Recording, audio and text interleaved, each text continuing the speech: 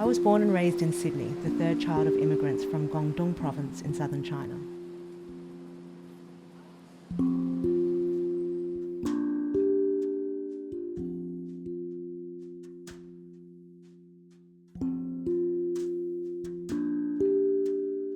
Growing up, I never really felt comfortable within my own skin. While I looked Chinese on the outside, inside I still felt confused about my identity.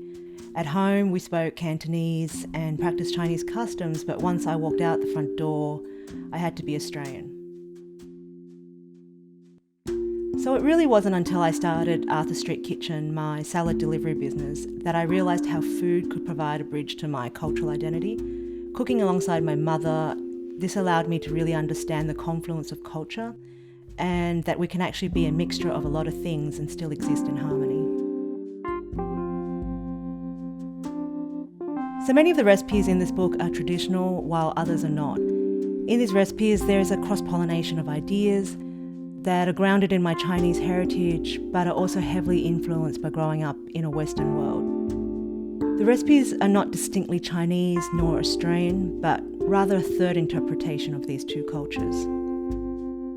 Most importantly, the book is a celebration of how flavour can so powerfully connect us to our past and create pathways to our future.